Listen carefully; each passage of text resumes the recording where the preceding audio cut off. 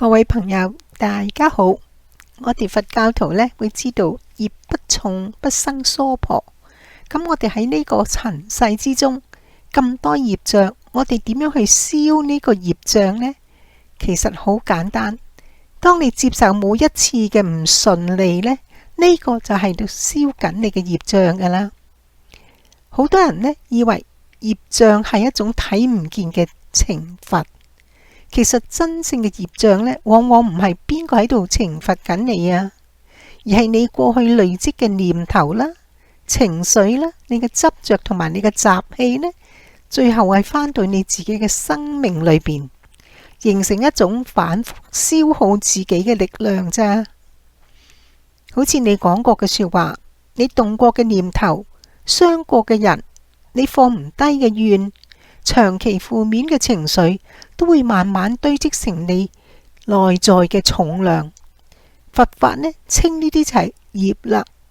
所以好多時候人嘅唔順啊，唔係我哋嘅命唔好噃，而係生命正在幫你清理呢啲長期積累嘅能量。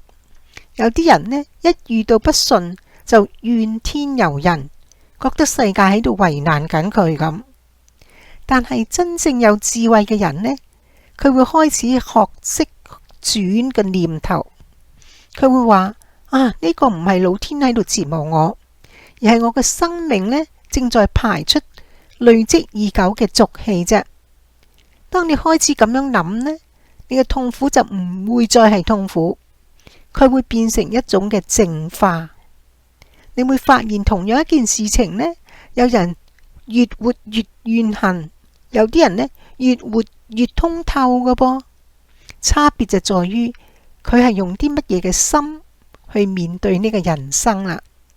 佛法講一切唯心造啊嘛，個心呢就好似個畫師，能夠畫出天堂，亦能夠畫出地獄㗎。有時候唔係事情真係咁苦，而係你嘅心呢習慣一直喺苦嗰方面諗嘅啫。你越抗拒呢，就越痛苦；你越執着呢，你就越消耗；你越怨恨，你就越卡住喺度噶啦。真正嘅轉運呢，從來唔係等好運忽然間降臨噃，而係你開始願意改變你自己嘅心開始嘅。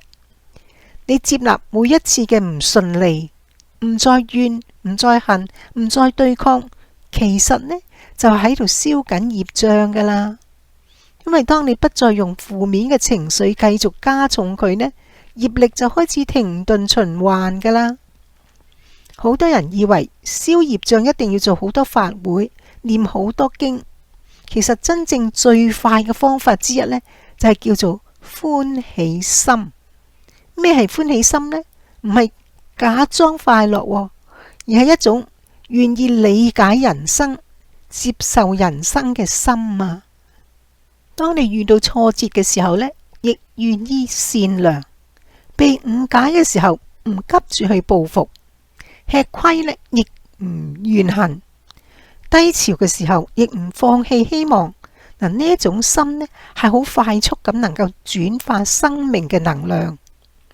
因為真正傷害你嘅呢，往往唔係事件嘅本身啊，而係你內心長期嘅抗拒同埋糾結咋。所以當你願意放下對抗呢，內心開始柔軟，福報先至可以嚟噶嘛。有時候你會發現呢，原本好痛苦嘅事情，喺好多年之後回顧，原來係喺度救緊你嘅。人生好多嘅苦，表面上係好似磨折緊你，其實係喺度導緊你嘅。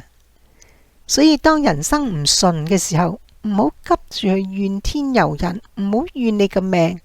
先問下自己，呢件事情我要繼續用怨恨去加重佢啊，因為去學會用覺悟去轉化佢呢？